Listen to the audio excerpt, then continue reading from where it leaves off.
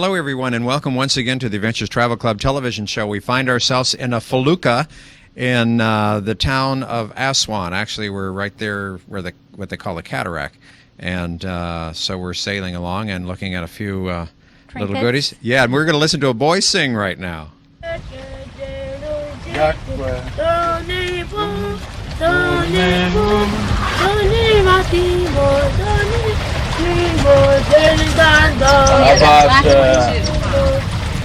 How's it start out? How's it go?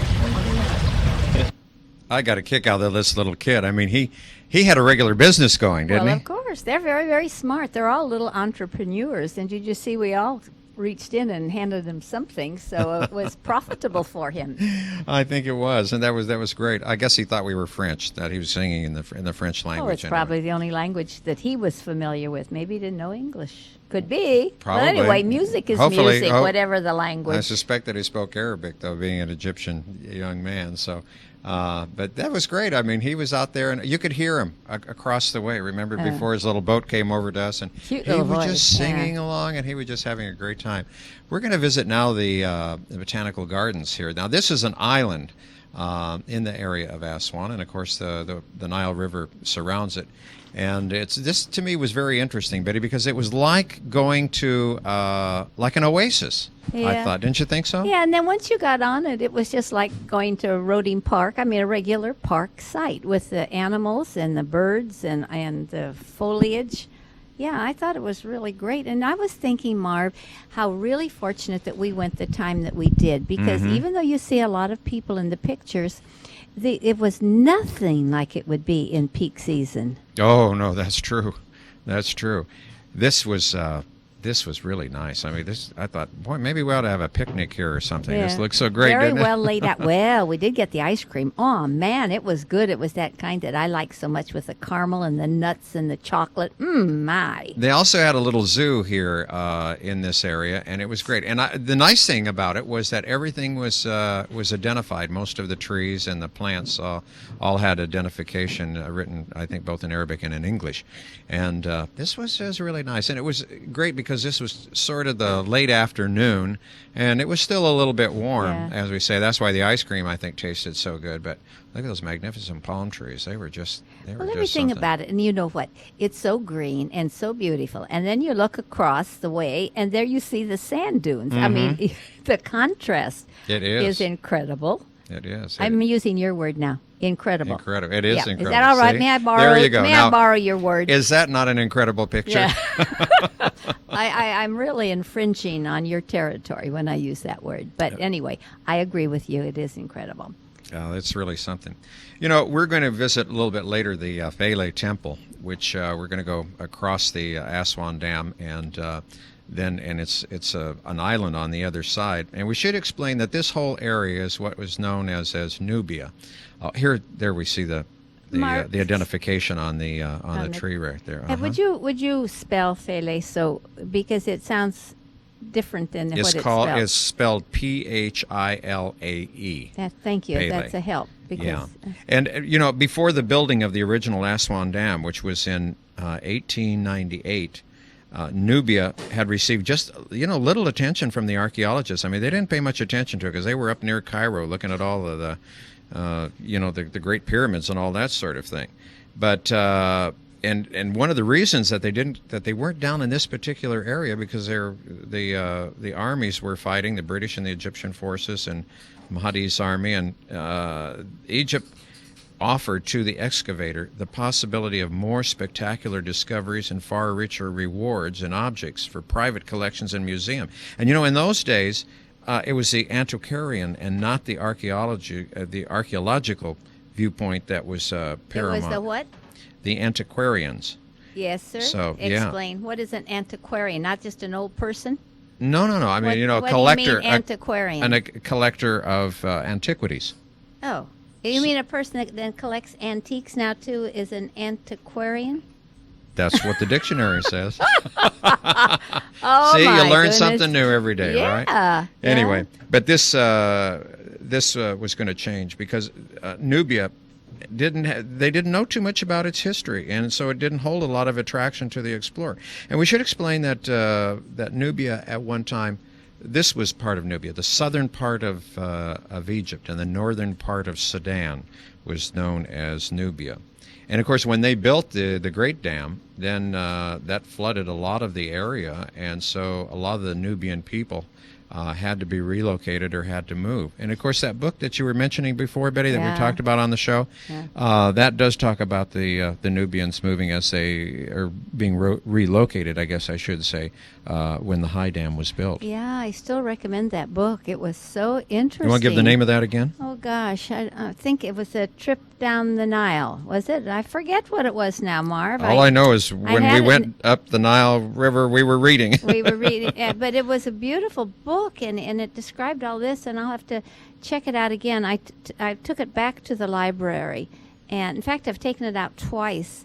But gosh, that shows you where my memory is if I can't even remember the name of it. Well, the thing is, I can't blame you on that because there's so much to remember, and there's so much that we saw while we were here in Egypt that it's kind of hard to keep it all straight. I mean, after you go back and look at it again, that we went at a very leisurely pace, of course, on the river, but still we saw an awful lot, didn't we? And it was then wonderful. so many of the books that you take out and read to get a little bit of background of what you to give you something to refer to, they're so full of statistics and things that are way over my head. They're those confusing things, right? Yeah. and so it takes a bit of rereading so you get back and get the facts that that people would be interested in, because everybody doesn't care about dates and things like that. I think you kind especially when you're looking at 3,000 and 4,000, 5,000 year histories before Christ. Yeah, I mean it can get a little confusing, right? I just want to know what it's about now, but.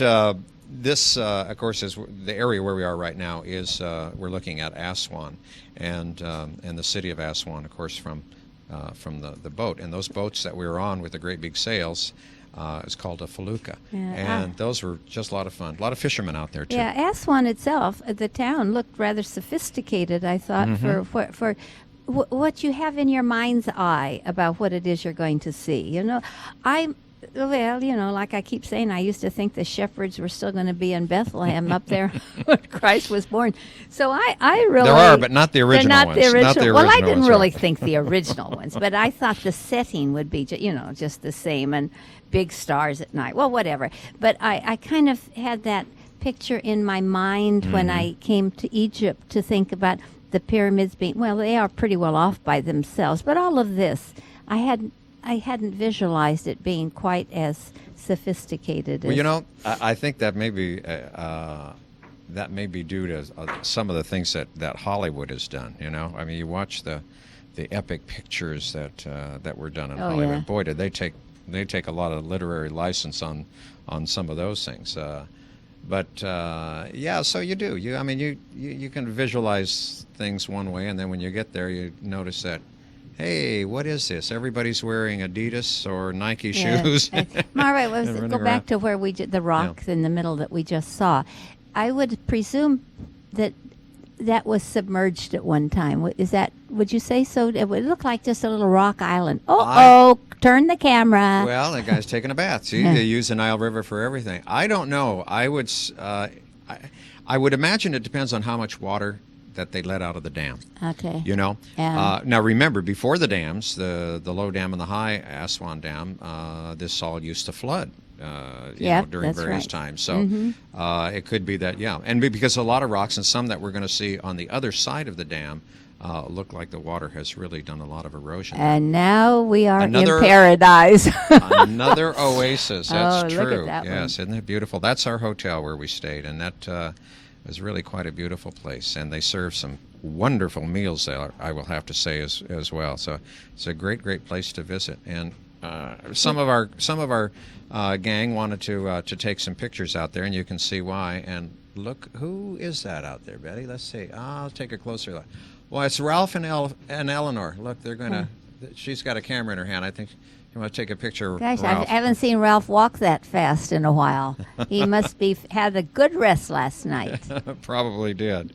But this was quite a beautiful hotel. It was up on a hill, so we got a magnificent view from all over the area there of Aswan. And they had a lot of artwork here, too. They had statuary out by the pool and then a lot of mosaic work inside. I would imagine that our viewers are surprised to see a hotel like this at Aswan, because a lot of them, probably like me, were thinking of more primitive places that you would be staying, not something in this caliber.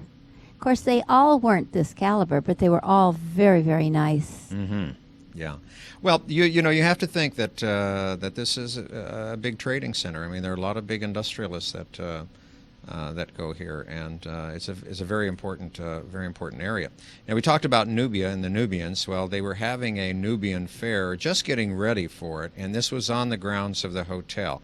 Unfortunately, it hadn't opened at the time that we were there, but they were getting ready for it. So they had some of the articles out and some of the booths that they were getting ready for. I went down to beautiful. look around. Did Yeah. you? Mm-hmm. Yeah, but they didn't have a whole lot, and there was nothing there that I was interested in. It's probably a little early. Yeah, I kind of like to bring home something of the culture of the people, to either hang it on a wall or, some little thing to have as a remembrance of where I've been.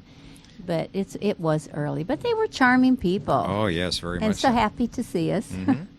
And because the hotel was, as Betty mentioned, we were there on the off season, and so the hotel was not filled at all. So that meant that we had a good portion of it to ourselves. That's probably why we got that particular hotel, because it was off season. Maybe. Too expensive. It was quite beautiful. And this is the view from the front of the hotel, and you can see more of the city of Aswan here, and a nice little fountain with the obelisk right there, and of course minarets almost off in the distance, almost everywhere where you can take a look at there. And it's interesting to note that also they were building a new Coptic Christian cathedral not too far from here. Now, this we'd mentioned before. I believe this was about an 800-year-old Muslim cemetery, which was very, very close here to the hotel. And then this building that we see here, I think, Betty, wasn't it told us that kind of housed pigeons there? That was kind of a pigeon roost there? It looks like a coot. Yeah. Like we have seen them in Ireland or other places that where the because the birds were everywhere, Oh. and you can often hear when we're listening to the guide, you can you hear even when we're going into the temples and things. Of course, that's where the birds were all roosting, and here were some other birds out here. These were soccer fans because it was a big day. Big meet was happening here in Aswan as far as the soccer was going on, and the soccer stadium was over here on our right-hand side. Oh, that's soccer. Aswan Stadium. Popular, isn't it? It Wherever we certainly go, is, if yeah. it's the right season, of course, it's soccer. Yeah. I think all our soccer mothers here I remember with my kids, I never Did they got play to go soccer? anywhere because everything was a soccer game. We had to stay home and go to soccer. that was the important thing, right? Well, it Uh-huh. still is, and it's great. It's great exercise for both boys and girls. Okay, we have now crossed the Aswan Dam, and we have come over to the area where we're going to get off of our bus, and now we're going to get on another boat because we want to go over to the temple in Philae. Now, this was almost forgotten from the things that I read about. This could have been lost because, again, most of the archaeologists, were up in the Cairo area and the Luxor area, looking, the tombs, the Valley of the Kings, the Valley of the Queens, that sort of thing. So this area didn't receive that much importance at that particular time when the archaeologists, just were not really concentrating on this area. But they did, fortunately. They did concentrate on this, and teams were sent down here to survey this and to map it all out. And this island that we're going to go to is called the island of Philae. And most of the little houses that were built around or on the island, we should say, were all built of mud brick. And of course, some of those, when the dam went up, some of those didn't survive too because of the seepage of the water, which would destroy it. So what they did is they made sort of I would call it like an inner tube. that's not true. But I mean, that's what I think about. Visualize it, huh? Yeah, well, and they put a not another dam. I forgot what the name was. He mentioned it to us a couple of times, and I didn't catch it. But it's sort of like a ring around the island. You know, heard about ring around the collar? Yeah. Okay, this is ring around the island that we're gonna be getting to. There are several little islands out here, and a lot of people out here, of course, fishing because it's a very very good area, of course. I wonder what that they have for catch. fish. Wonder what they have. Oh, Well, well. we probably had it for dinner one night. I'm not quite sure. Here's the rocks I was talking about, Yeah. Betty, that you can see there's a lot of erosion there. But anyway, to me, this was really something to see because this was almost lost, and this was a very, very important temple. And it would have all been lost if it weren't for the generosity of all the different nations that pitched in and helped with the preservation. Well, you know that they did that with a lot of the historical things all throughout Egypt. And there's the temple right there, as we can see, and we're going to approach the island now. And the temple is in pretty good condition. However, there are portions of the temple that we're going to be able to see that are a little bit disfigured because at one time this was turned into a church, and even probably before that, as our guide has explained to us before, as other religions came in and the old Egyptian religions kind of were out of favor, a lot of these carvings that we'll see as we get into one of the inner courtyards were defaced. Yeah. They were just actually taken Isn't off. it terrible what we do to one another? You know, we talk now about the wars that are going on, and Marv, there's never been a time in our history, in the Old Testament, that there has not been war going on between one nation and the other nation, then they defeat, and then somebody else comes along and gets them, and it's a continuum. Or if they don't call it a war, they'll call it a police action, right? Police action, right? But Whatever. but it's never ceased. No. Well, and I think the scriptures promise us that there's always going to be wars and rumors of wars. So that's something that we know Watch that we're out going to have for. to live with. We yeah. better watch out and for you that. would think as civilization goes on and we learn more about one another's cultures and one another that, that we should be able to get along. However, a lot of it is not just because of the people or the folks. A lot of it has to do with various economies and It's greed. Yeah, you've got it right Greed there. and power. Well, anyway, we have landed, and now we are in the outer courtyard. As Yeah. you can see, isn't this beautiful, Betty? Isn't that something? Really, really, really something. And I'm so glad that they were able to go ahead and save this. I mean, this would have been, if this had been lost, it would have been just a Well, if a it had been lost, disaster. we would never have known about it, so we wouldn't have felt badly. So don't worry about it, Marv. Oh, I'm not going to worry about it. I'm just glad that it's here and that we had the opportunity to go ahead and visit this particular area. It's really nice. And our guide is out here. He's waiting for us, and he's going to do a little explanation about this. Look at the whole poor area. guy. Yeah. Well, it was a little warm that day. You know, Yeah. there's a little bit of breeze out on the island, but not that much. It does get warm. But look and see, a lot of those are still in very, Look at the very good size of condition. them. Yeah, it looks new. It does, doesn't it? Uh-huh, Yeah. Well, anyway, let's listen now as our guide explains to us about the Philae Temple. It was built between 200 BC, 200 AD. Again, a Greco-Roman temple. It suffered many times, especially when the flood was high. After the construction of the high dam, that direction, before that the first dam, on the other hand, the area we know as the Lake of the Two Dams, they could have good chance to do something to save the temple.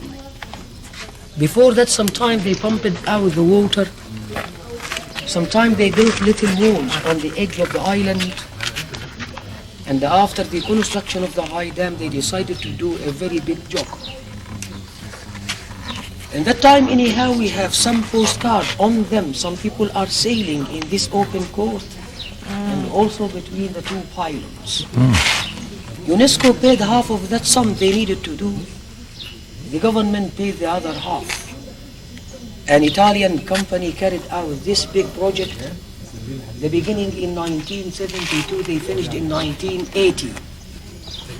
Different groups working together as one archaeological team. Firstly, they built a coffer dam around it. They pumped out the water. They left the island few days to dry. They dismantled it into 40,000 pieces. They brought them here. Every few hundred pieces brought could be rebuilt. And they kept the same distance between every two things. Some mistakes happened 2,000 years ago. and they prefer not to correct them. For instance, when you stand in front of that entrance, you can see the Holy of Holies as you did before in the old temples you saw. Also, you notice that if we follow this row of columns, we will not touch the tower. But we do if we follow the other one in which 16 columns. Here there are 31. Finally, they brought in 1982,000 new pieces from Aswan quarries to put them on the floor and for the outside corridor. We can see the pylon. This is the first one. There are two here. Unlike the rest of the Ptolemaic temples you saw. We used to see one pylon, two halls of columns, this time two pylons and one hall of columns, which converted into a church 517 AD. The punishment of the slaves as usual, the main relief. The king holding those slaves by collected hairs, hitting them with a stick in his other hand, they are raising hands to give up. The goddess giving him the sword, and up we can see representation of offerings. He's facing Osiris, his wife Isis, offering to Isis and her son Horus. You know, Betty, it's really interesting to think that there have been so many civilizations. There have been so many, probably armies that have come and gone through these areas over the centuries, and we're going to see as we get inside the temple here that there's writings in Greek, there's writings in French.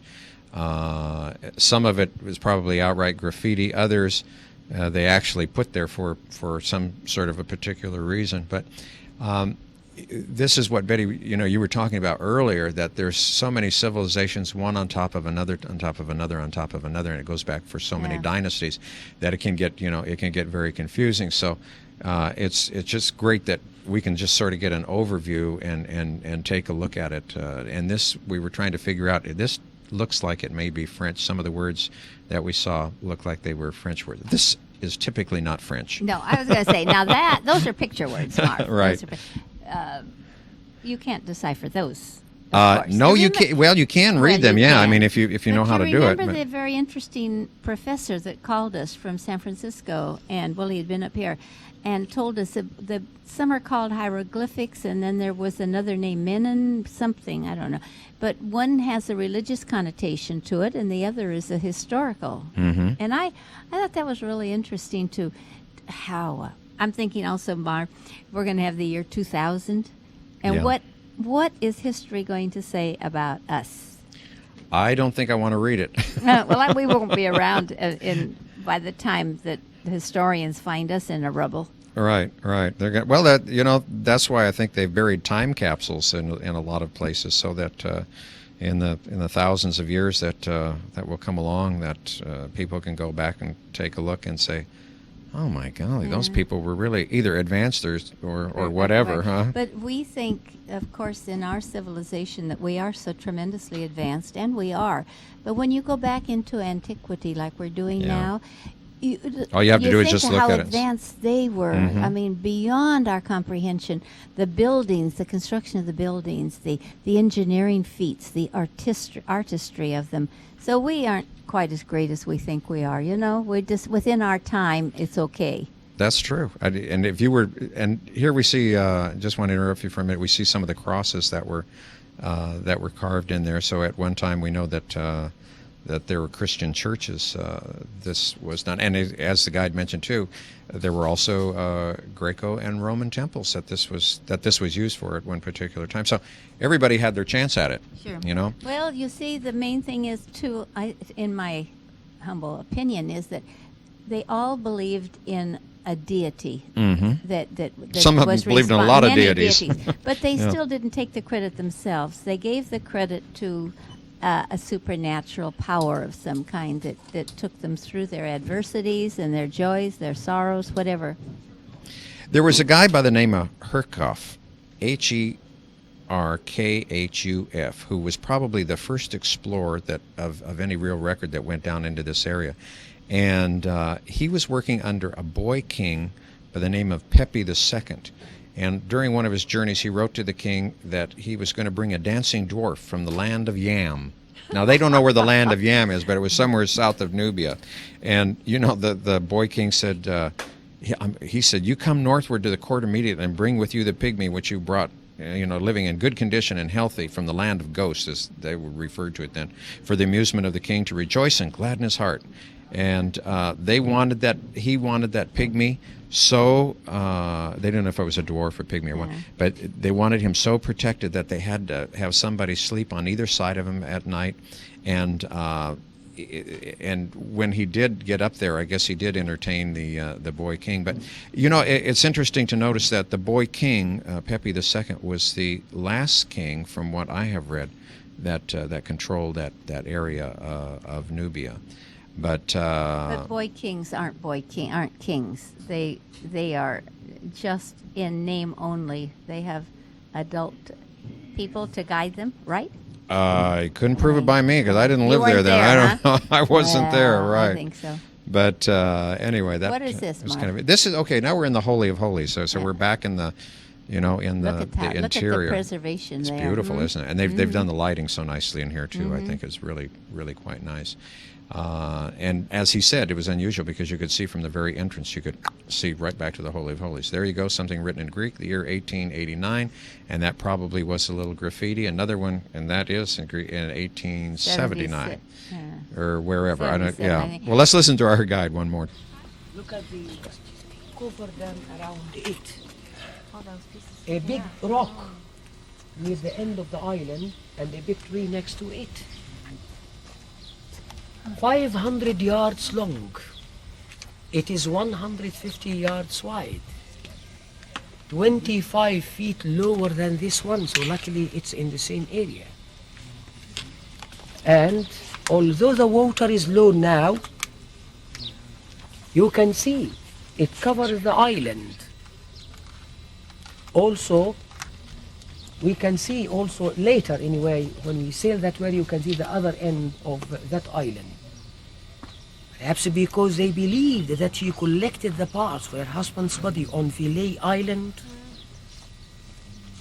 And also perhaps because she built a holy tomb, what we call cenotaph, on another one called Bedja next to it. But this one called Agilkia Island. Philae came from Pilak, which means the end or the border. A small temple right here dedicated to the goddess Hathor, the goddess of joy, beauty, one of her job, music.